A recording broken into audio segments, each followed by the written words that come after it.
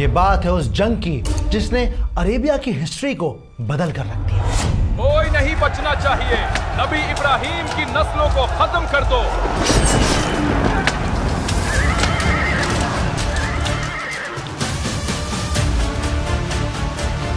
Welcome back to my channel myself Shaheen. अस्सलाम वालेकुम। सो आज हम देखने वाले हैं एपिसोड 7। तो किस तरह से कुरैश ने काबा को रिक्लेम किया, तो आइए जानते हैं। So yes, without any further do let's get start.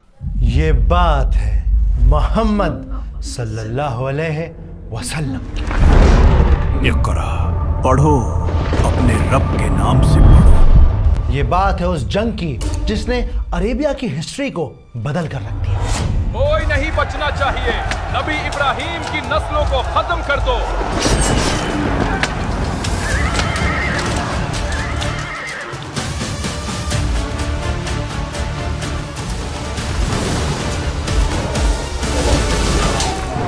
ये दास्तान है उस अजनबी की जिसकी नस्ल में आगे चलकर मोहम्मद सल्लल्लाहु अलैहि वसल्लम का ज़ुहूर होने वाला है।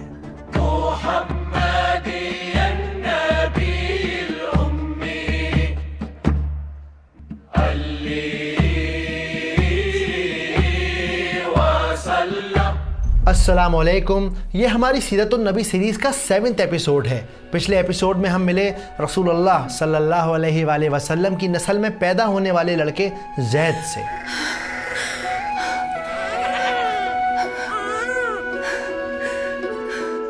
जिसका वजूद उस दिन बिखर गया जब उसके दोस्तों ने उसे उसके वालिद की सच्चाई बताई। मैं तो कहूँगा इंसान को अपनी औकात में रहना चाहिए। सुन रहे हो ज़ैद? तुम सबको मुझसे किस बात की हसद है, मुझे समझ नहीं आता। हम तुमसे क्यों हसद रखने लगे? तुम तो एक कुसई हो, एक अजनबी, अपने बाप की सौतेली औलाद। और जब ज़ैद की माँ ने उन्हें बताया कि वो कोई आम लड़के नहीं बल्कि इब्राहिम अलैहिस्सलाम की नस्ल से हैं, तब ज़ैद ने कसम खाई कि वो मक्का वापस जाएंगे, काबा की सरदारी को हासिल करेंगे, उस सरदारी को जो कई साल पहले इब्राहिम अलैहिस्सलाम की नस्ल के हाथों से निकल गई थी।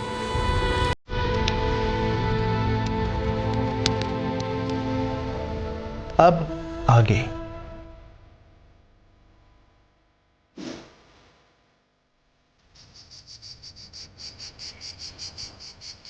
कहते हैं पत्थर का काबा दिलों को मोम कर देता है, और अगर वो अल्लाह तुम्हें अपने घर बुलाना चाहे तो दुनिया की कोई ताकत तुम्हें रोक नहीं सकती। यही हाल ज़ैद आंचल से दूर चलती है, एक कभी न ख़त्म होने वाली जुदाई के रास्ते पर। आज की इस जुदाई में आने वाले कल की हिस्ट्री छुपी हुई थी। ज़ैद निकल पड़े थे नबी इब्राहिम अलैहिस्सलाम की उस दुआ को पूरा करने जो अल्लाह के खलील ने काबा को बनाते वक्त मांगी थी। शाम की हरी भरी ठंडी वादियों को पीछे छोड़कर ज़ैद चट्टानों वाले मक्का की तरफ तेजी से बढ़ने लगे।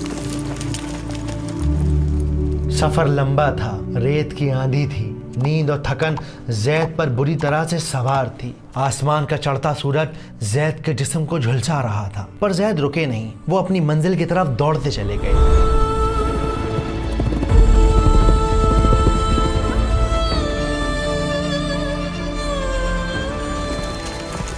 ज़ैद के पास कोई फ़ौज नहीं थी, कोई ताकत नहीं थी, था तो बस यकीन और जज्बा कि एक दिन वो अपनी ज़िंदगी को बदलेंगे, मक्का के सरदार बनेंगे। बिल्कुल इसी तरह का जज्बा आज हमें अपनी ज़िंदगी में लाना बेइंतहा ज़रूरी है, ताकि हम अपने ऊपर यकीन कर सकें, अपने आप को याद दिला सकें कि हालात चाहे कुछ भी हों, हम अपनी ज़िंदगी को बदल सकते हैं। लेकिन अपनी ज़िंदगी को बदलने के लिए, अपने पेरेंट्स के लिए कुछ करने के लिए, इस समाज, इस सोसाइटी में कुछ बदलाव लाने के लिए ज़रूरत होती है जज्बे की, और सही स्किल और सही गाइडेंस की।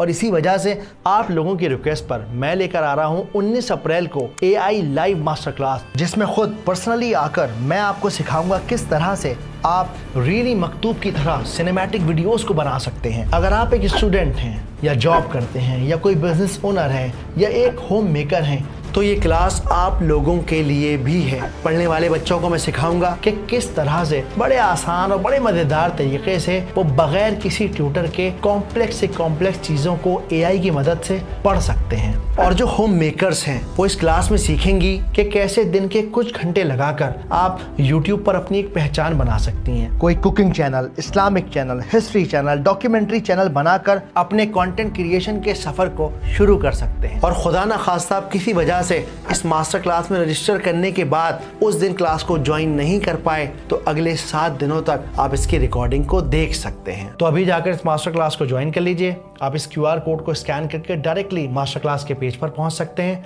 AI मास्टर क्लास की 93% सीट्स बुक हो चुकी हैं, सिर्फ 7% सीट्स बाकी हैं। मेरा इरादा है कि मैं सच्चे दिल से आपको सिखाऊं ताकि आप अपने सही टैलेंट का और सही गाइडेंस का इस्तेमाल करके अपने एक नए सफ़र पर निकल सकें, बिल्कुल जैद की तरह। जैसे जैद 1200 किलोमीटर दूर लंबा सफ़र तय करके हर मुश्किल को पार करके आखिरकार मक्का पहुंच गए। जैद मक्का में ये देखकर हैरान हो गए कि लोग दीन इब्राहीम पर तो थे लेकिन शिर्क मक्का की हवाओं में घुल चुका था। हज के नाम पर मासूम हाजियों को ठगना और लूटना यहाँ का कानून बन चुका था। यहाँ न शाम जैसी खेती थी, न मीठा ठंडा पानी, पक्के मकान, दूर दूर तक कोई सिस्टम ही नहीं था। थे तो बस बिखरे हुए रेतीले मैदान और ऊंटों के काफिले। और इन्हीं ऊंटों के काफिले में जैद एक नौकर की तरह शामिल हो गए। जैद को मक्का वालों से ज्यादा दुनिया का एक्सपोजर था, इसीलिए वो बहुत जल्द समझ गए कि मक्का वालों की सबसे बड़ी कमजोरी उनका कबीलों की शक्ल में बटा होना है। बुजुर्गों के चर्चे जितने हों कम हैं। हमारे बुजुर्गों ने जो नाम कमाया है आज भी लोग उसे याद करते हैं। हाँ, उनकी वजह से ही आज हम सर उठाकर जीते हैं। ऐसी नस्ल हर किसी को नसीब नहीं है। ए लड़के, सुबह सफर से पहले ऊंटों को खाना पानी खिलाकर तैयार रखना, ये तेरी जिम्मेदारी है। जी बेहतर। चल अब जाकर सो जा। हमजा, इस बेचारे का दम निकालोगे क्या? जरा आराम भी करने दो इसे। इन लोगों को ज्यादा ढील दूंगा तो बिगड़ जाएंगे। जैद हर परेशानी सहते रहे क्योंकि उस जलती हुई आग की रोशनी में जैद की निगाहें उस जिल्लत पर नहीं थी जो वो सह रहे थे, बल्कि मक्का के उस ताज पर थी जो बहुत जल्द उनके सर पर सजने वाला था। जैद को मक्का वालों से ज़्यादा दुनिया का एक्सपोजर था, इसीलिए वो बहुत जल्द समझ गए कि मक्का वालों की सबसे बड़ी कमज़ोरी है उनका कबीलों की शक्ल में बटा होना। क्योंकि जैद ये बात जानते थे कि जब लोग एक साथ आते हैं तब कौमें बनती हैं, तब रेवोल्यूशन पैदा होते हैं, तब बदलाव आते हैं। लेकिन यहाँ अरेबिया के अंदर तो हर इंसान को, हर कबीले वाले को अपनी अपनी ही पड़ी हुई थी। हमारे कबीले से आगे बढ़ने की उनमें हिम्मत ही नहीं है। ऐ ताकत के देवता, मेरे कबीले को सबसे मजबूत बना दे, हम पर रहम कर। और इसी चीज का फायदा उठाकर जैद हर कबीले के साथ मिलकर काम करने लगे और धीरे धीरे धीरे धीरे देखते ही देखते सारे अरेबिया के चहीते बन गए। इतने चहीते, इतने खास कि एक दिन मक्का के सरदार हुलैल इब्न हबशा ने मुलाकात के लिए बुलवा लिया। तुम्हारे बारे में बहुत कुछ सुना है। इन दिनों पूरे मक्का में बस तुम्हारे ही चर्चे हैं। मक्का आने का असल मकसद क्या है तुम्हारा? क्या मैं ये जान सकता हूँ? जी बिल्कुल। असल में मक्का की मिट्टी की कशिश ही कुछ ऐसी है जो मुझे यमन से मीलों दूर यहाँ खींच लाई। यमन के लोगों के तौर तरीके हमसे काफी अलग हैं। वो अहले दानिश हैं, खेती बाड़ी और कामकाज की गहरी समझ रखते हैं, लेकिन उनका गुरूर मुझे बिल्कुल पसंद नहीं। गुरूर तो उस खोखले इंसान का हथियार है जिसके पास अपनी काबिलियत साबित करने के लिए कुछ और नहीं होता। लाजवाब हो तो तुम यमनी, लेकिन तुम्हारी बातों और मिजाज से मक्का की खुशबू आती है। शायद यही वजह है कि वो लोग मुझे कुसई कहते हैं। कुसई? जी कुसई। तुम्हारा पूरा नाम क्या है? कुसई इब्न कलाब। आज से तुम हमारे साथ काम करोगे। शुक्रिया, ये मेरे लिए इज्जत का मुकाम है। कुसई यानी जैद हुलैल के अंडर में काम करने लगे और थोड़े ही वक्त में अपनी अक्लमंदी, अपने अखलाक, अपनी दानिशमंदी से वो हुलैल के खास हो गए। इतने खास कि हुलैल अपने बेटों से ज़्यादा कुसई पे भरोसा करने लगे। याद रखिए कि जो चीज़ विरासत में मिलती है ना, उसकी इंसान अक्सर कदर नहीं करता, चाहे वो पढ़ाई हो, चाहे वो पैसा हो, चाहे वो माल और दौलत हो, चाहे वो शोहरत हो, कुछ भी हो। लेकिन जिस इंसान के पास वो चीज़ें मौजूद नहीं होती वो उसके लिए मेहनत करता है, पसीना बहाता है। बिल्कुल यही हाल कुसई का था। हुलैल के अपने लड़के काबा के आसपास ऐशो आराम की जिंदगी गुजारते, दिन रात शराब पीते। वहीं दूसरी तरफ जैद थे। जैद का मकसद बड़ा था, उन्हें काबा का सरदार बनना था, इसीलिए वो दिन रात काबा की खिदमत में लगे रहते। बरसों पहले दी गई गाली आज भी उनके अंदर आग की तरह जल रही थी, लेकिन उन्होंने इसी गाली को अपनी ताकत, अपनी पहचान बना लिया। एक अजनबी की इस बेलौस मेहनत को देखकर अरब वालों के दिलों में कुसई के लिए बहुत ज़्यादा इज्जत पैदा हो गई। देखते ही देखते जैद मक्का वालों के अजीज़ और हुलैल के सबसे भरोसेमंद हो गए, यानी हुलैल के राइट हैंड हो गए। और पूरे अरेबिया के अंदर अभी चर्चे होने लगे कि किसी सूरत हाल कुसई के साथ रिश्ता जोड़ा जाए। अगर आपको मुनासिब लगे तो कुसई से अमीरा के लिए बात कीजिए। मैं देखता हूँ। मैं सोच रहा हूँ तेरी बहन का रिश्ता कुसई से जोड़ दें। अगर ये हो गया तो हम भी सरदार के करीबी बन जाएंगे। भाई कुछ भी हो, किसी कबीले में कुसई जैसा नरम दिल मर्द नहीं है। हाँ सही कहा। लेकिन कुसई किसी वाहवाही के लिए नहीं बल्कि एक मकसद को लेकर अरेबिया आए थे, और इसी मकसद के चलते उन्होंने एक मुहिम शुरू की। वो मक्का के अलग अलग इलाकों में जाकर हज़रत इब्राहीम अलैहिस्सलाम की नस्ल के लोगों को एकजुट करने लगे। वो उन्हें जगाते और उन्हें याद दिलाते कि जिस मुक़द्दस ज़मीन से वो दूर हैं वो दरअसल हज़रत इब्राहीम अलैहिस्सलाम की है, और अब वक्त आ गया है कि ये लोग एक साथ जुटकर मक्का की ज़मीन पर रहें। कुसई एक विजनरी लीडर थे। उन्हें अंदाज़ा था कि एक ना एक दिन ऐसा आएगा जब उन्हें नबी इब्राहीम अलैहिस्सलाम की नस्ल के लोगों की ज़रूरत पड़ेगी। उन लोगों की ज़रूरत पड़ेगी जो लोग असल में उनके अपने हैं। और यही वजह थी कि वो यानी कुसई इन लोगों को, इब्राहीम अलैहिस्सलाम की नस्ल के लोगों को एक साथ जमा करने में लगे हुए थे। और धीरे धीरे धीरे कुसई का इम्पैक्ट इतना ज़बरदस्त इन लोगों पर रहा कि इब्राहीम अलैहिस्सलाम की नस्ल के लोग मक्का की तरफ माइग्रेट करने लगे, मक्का के आसपास के इलाकों में आकर बसने लगे।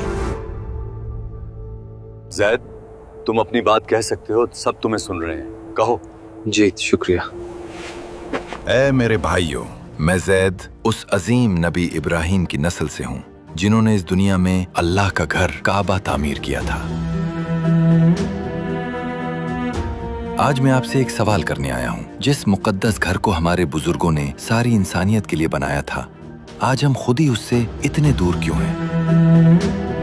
वो हमारी विरासत है, और अफसोस कि आज हम अपनी ही जमीन से भटके हुए हैं। आइए मेरे साथ लौट चलिए अपनी असल मिट्टी की तरफ, ताकि हम वहां फिर से बस सकें, मक्का की क़यादत कर सकें, बिल्कुल वैसे जैसे नबी इब्राहीम चाहते थे। अपनी पहचान और अपनी जिम्मेदारी को समझिए।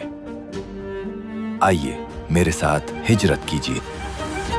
रहीकुल मखतूम और बाकी सीरतुन नबी और क्लासिकल हिस्ट्री की बुक्स में ये बात मेंशन है कि अरेबिया के अंदर ये माहौल इस तरह से था कि वहाँ सरदार की ताकत ऐसी होती थी जैसे कोई डिक्टेटर हो, उसके सामने कोई बोल नहीं सकता था, वो जो चाहे वो कर सकता था।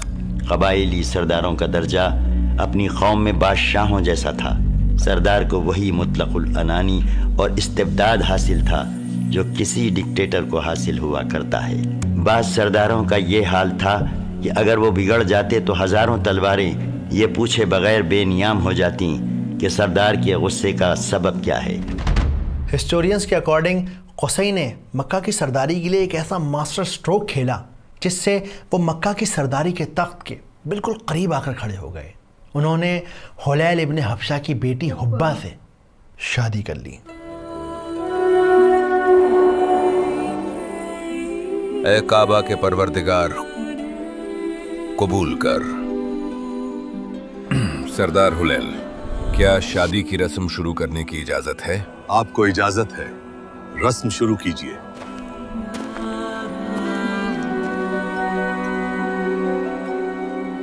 ऐ काबा के परवरदिगार, हुब्बा और कुसै के इस रिश्ते को कबूल कर। हमारे सरदार हुलैल की बेटी हुब्बा और यमन की वादी से आए जैद के इस रिश्ते को कबूल कर, और मजबूत कर दे इस कांच की तरह नाजुक रिश्ते को पहाड़ों के पत्थर की तरह। परवरदिगार, कबूल कर।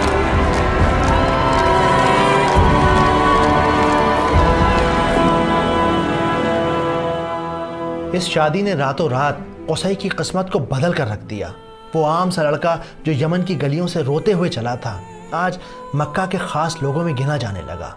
देखते ही देखते वो मक्का के शहजादों में से एक हो गया, काफ़ी रसूख वाला हो गया। लेकिन आज भी कुसई के दिल में, उसकी आंखों में वो ख्वाब जिंदा था, मक्का की सरदारी का। गुजरते वक्त के साथ कुसई के 4 बेटे और 2 बेटियां हुई और शादी के बाद भी कुसई ने मक्का की खिदमत में कोई कमी ना आने दी। वो उसी जद्दोजहद, उसी लगन से मक्का के लिए, मक्का के लोगों के लिए काम करते रहे जिस तरह वो पहले की तरह किया करते थे। और इसी खिदमत के बीच वो अब भी अरेबिया के अलग अलग इलाकों में जाते रहे अपनी उस मुहिम को लेकर कि नबी इब्राहीम अलैहिस्सलाम के लोग आकर मक्का में बसें, आस पास काबा के इलाकों में रहें और एकजुट होकर एक यूनिटी, एक ताकत, एक कौम बने। और फिर वक्त ने करवट ली, एक ऐसी करवट जो कुसई के हक़ में बेहतर साबित हुई। हुलैल इब्न हबशा इस दुनिया से रुखसत हो गए और हुलैल के इंतकाल के साथ सारे मक्का के अंदर ये शोर हो गया कि मक्का की ताकत का ताज अब किसके सर पर सजेगा। कुछ एलीट्स का कहना था कि मक्का की सरदारी उसूलन हुलैल के सगे बेटों को मिलना चाहिए, लेकिन अवाम के दिल पर कुसई राज करते थे। आम लोग ये चाहते थे कि कुसई को सरदारी मिले, क्योंकि कुसई हमेशा मक्का वालों के लिए, अरब के लोगों के लिए सच्चे दिल से काम करते हैं, जबकि हुलैल के अपने बच्चों ने आज तक मक्का वालों को झांक कर नहीं देखा। कुसई हम सबका ख्याल रखता है, हर अच्छे बुरे वक्त में हमारे काम आता है। मेरे हिसाब से कुसई को ही मक्का का सरदार बनना चाहिए। मेरी राय आप सबसे अलग है।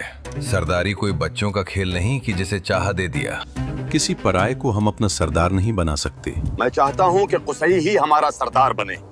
पर ताकत ऐसी चीज है जो मांगने से नहीं मिलती, बल्कि उसके लिए जद्दोजहद करनी पड़ती है, कोशिश करनी पड़ती है और कभी कभी जंग भी करनी पड़ती है। हुलैल इब्न हबशा के बेटों ने कुसई को ये ताकत देने से, ये सरदारी देने से साफ मना कर दिया और ऐलान कर दिया कि वो इसके लिए जंग करेंगे, चाहे कुसई का खून ही क्यों न बहाना पड़ जाए। क्या कहा? वो सरदार बनेगा? जंग का ऐलान करो, आज फैसला होकर रहेगा, या तो हम जीतेंगे या कुसई। जंग का ऐलान हो चुका है, चलो कुसई का सामना करते हैं। तो नौबत यहाँ तक आ पहुँची है, अगर वो जंग चाहते हैं तो जंग ही सही। शायद उन नादानों को अभी तुम्हारी असली ताकत का अंदाजा नहीं है। कुसई जानते थे कि एक न एक दिन ऐसी नौबत जरूर आएगी, इसीलिए वो कई सालों से इसकी तैयारी कर रहे थे। वो अरेबिया के अलग अलग इलाकों में जाकर नबी इब्राहीम अलैहिस्सलाम की नस्ल को जमा कर रहे थे और आज वो मौका था जब ये लोग उनके काम आने वाले थे। इब्न हिशाम अपनी किताब में मेंशन करते हैं कि अरेबिया की हिस्ट्री में ये वो पहला मौका था जब इन लोगों को कुरैश कहा गया, क्योंकि ये सारे के सारे लोग, नबी इब्राहीम की नस्ल के सारे लोग कुसई के पीछे आकर खड़े हो गए, उनके लिए जान देने को तैयार हो गए। मैं आपसे पूछना चाहता हूँ, क्या आप इस जंग में मेरे साथ खड़े हैं? कुसई, तुमने नबी इब्राहीम की नस्लों को एक किया है, अब हम तुमसे अलग नहीं। बेटे कुसई, हम सब तुम्हारे पीछे खड़े हैं, तुम बेफिक्र आगे बढ़ो। और फिर वो दिन आ गया जब खून बहना था, जब फैसला होना था मक्का की सरदारी का। कोई नहीं बचना चाहिए, नबी इब्राहीम की नस्लों को खत्म कर दो। एक तरफ सदियों की सरदारी बचाने की जिद थी, तो दूसरी तरफ अपना हक छीन लेने का जुनून। किताबों में ये बात मेंशन है कि ये जंग बहुत बड़ी नहीं थी, बहुत छोटी, बहुत कम दिनों चलने वाली जंग थी, पर इसका अंजाम पूरे अरेबिया का नसीब तय करने वाला था। जिस जैद को कभी उसके अपनों ने कुसई नाम की गाली देकर ठुकरा दिया था, आज उस पराए जैद ने अपने खून से मक्का की हिस्ट्री को बदलने की कसम खा ली।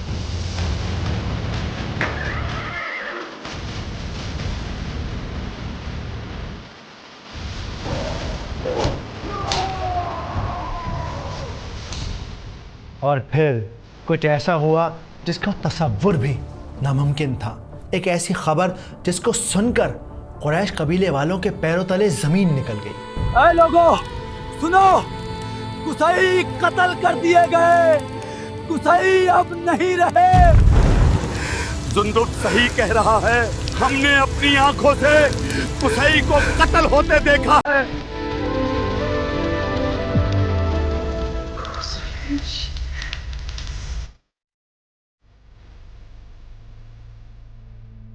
क्या सच में इब्राहीम अलैहिस्सलाम की नस्ल की आखिरी उम्मीद कुसई इब्न किलाब कत्ल हो गए। वो मासूम सा लड़का जो एक ख्वाब लेकर यमन से चला था, आज कुज़ाहा कबीले के हाथों मारा गया। अगर हाँ, तो नबी इब्राहीम अलैहिस्सलाम की नस्ल में वो कौन शख्स उठेगा जो काबा की सरदारी को वापस हासिल करेगा? और सबसे बड़ा सवाल, रसूलुल्लाह सल्लल्लाहु अलैहि वसल्लम की नस्ल तक पहुँचने वाले खून के इस सिलसिले को आगे कौन बढ़ाएगा? और किस तरह हम वो दिन देखेंगे जब आप सल्लल्लाहु अलैहि वसल्लम का ज़ुहूर इस दुनिया में होगा?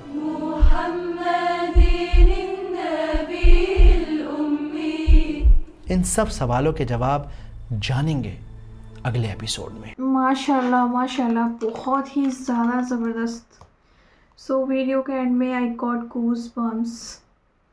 मतलब ऐसा लगता है ना कि जैसे कि हर चीज़ एकदम सामने हो रही हो आँखों के। एंड आई हाईली अप्रिशिएट कि मकतूब भाई की जो वे ऑफ टेलिंग है, बताने का तरीका, और जिस तरह से उनकी एडिटिंग है नेक्स्ट लेवल, सुभान अल्लाह। एंड जैसे उन्होंने एक कोर्स जो लॉन्च किया है हमारे लिए, we must participate in that, क्योंकि उससे हमारा ही फ़ायदा होगा। सुभान अल्लाह। All I observe in this cruel world कि मैंने ये देखा है कि लोग उसी को ज़्यादातर याद रखते हैं जो किसी के कोई काम आता है, और अल्लाह सुब्हाना ताला भी जिस बंदे को ख़ास एक पर्पस के लिए चुन लेते हैं उसको ही तकलीफ़ों और आजमाइशों से गुजारते हैं, सो दैट वो अपने पर्पस तक पहुंचने तक बहुत सारी चीज़ों को एक्सपीरियंस करे, उनसे लेसन्स हासिल करे। और जैसे हमने इस वीडियो में भी देखा कुसई के बारे में। और दूसरी चीज़ ये कि मुफ्त में मिली चीज़ की कदर भी कोई नहीं करता, जब तक कि उसके लिए कोई हार्ड वर्क ना करे तो उसकी वैल्यू पता नहीं चलती। कुल मिलाकर अल्लाह सुब्हाना ताला का डिवाइन प्लान था कि अल्लाह सुब्हाना ताला ने उनको चुना था, बट जो एंड में देखा कि उनके बारे में कि वो नहीं रहे, तो नेक्स्ट वीडियो में देखेंगे कि क्या होता है। सो जैसे कि हमने इस वीडियो में देखा कि कुसई ने बहुत सारी बदअखलाक़ी और बहुत सारी ज़िल्लत बर्दाश्त की, उसके बाद जब जाके ये मकाम हासिल किया। तो इसी तरह से जैसे मौलाना तारिक जमील साहब के बयान में भी अक्सर सुनते हैं कि बर्दाश्त करने में, सब्र करने में और गुस्से को पी जाने में ही असल कामयाबी है। नो डाउट इस चीज़ को कंट्रोल करने में भी कितनी ताकत लगती है। इतनी ताकत शायद बोलने में नहीं लगती जितना ज़्यादा इंसान को हक पे रहते हुए भी खामोश रहने में लगती है। तो वीडियो बहुत ही ज़्यादा ईमान बूस्टिंग थी।